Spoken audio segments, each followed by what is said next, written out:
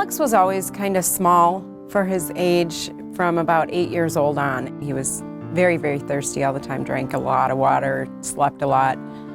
Nobody really could figure anything out. They just, give him time to catch up. He was about to go to camp for Boy Scouts, and they needed a physical.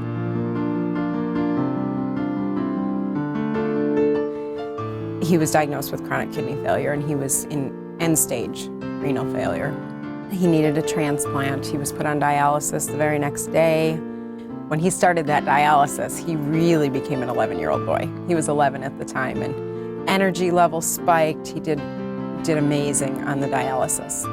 Alex actually had something called nephronophthisis, and I know it's a mouthful to say, but it's actually a genetic mutation that causes kidney failure. It starts around in the late childhood, early teenage years. And so we actually did genetic testing, and certainly that's what we found that he had.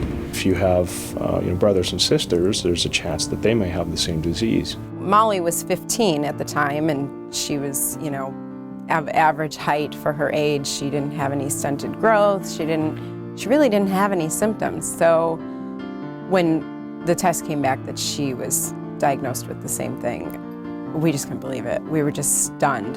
So for about the next year, they just kept an eye on her blood levels, had labs drawn every month, and you could see the decline. We could see it happening. So before she got too sick to have to get dialysis, they got her put on the transplant list. Both of them actually underwent kidney transplants, Alex first and then Molly afterwards. And they're the dynamic duo, those two. So both of them have done very well. They've had their ups and downs, but right now both of their kidneys are functioning very nicely, and both of them are doing great. The first time that we met Dr. Brophy, he and Mary Lee, who is the nurse practitioner on the dialysis side of things, Mary Lee Newberger, they told us that we would all be a family.